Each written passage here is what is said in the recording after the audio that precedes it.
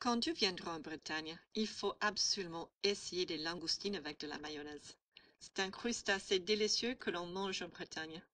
On peut les manger froides ou chaudes, en entrée ou en plat principal. Miam, miam.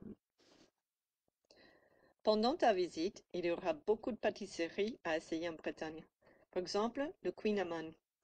C'est un gâteau savoureux et facile à préparer. Si tu aimes le sucre et le beurre, tu vas beaucoup aimer ce gâteau parce que ce sont les ingrédients principaux. Bon appétit! Une des villes les plus populaires à visiter en Bretagne, c'est Saint-Malo. Saint-Malo est connu pour son port principal de France, mais c'est aussi une destination touristique. Je suggère que tu visites le Fort National, le château de Saint-Michel, l'aquarium, qui est un des plus grands de France, le phare du Grand Jardin et la cathédrale Saint-Vincent. C'est une belle ville ancienne avec beaucoup d'histoire à explorer. Voici un exemple de la faïence de Quimper. Les dessins représentent des scènes de pêche ou de marine, des scènes folkloriques ou des sujets religieux.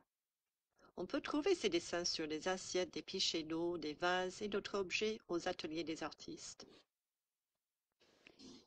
Une partie du costume traditionnel breton, c'est la coiffe bigouden. La coiffe est un symbole de Bretagne. C'est un vêtement porté sur la tête par les femmes. On la porte maintenant pour des cérémonies traditionnelles et des fêtes. La coiffe est souvent assez haute et on la tricote en dentelle. Elles sont belles, fines et impressionnantes. Si tu aimes la musique et la danse, je suggère que tu participes aux Fest-Noz en été.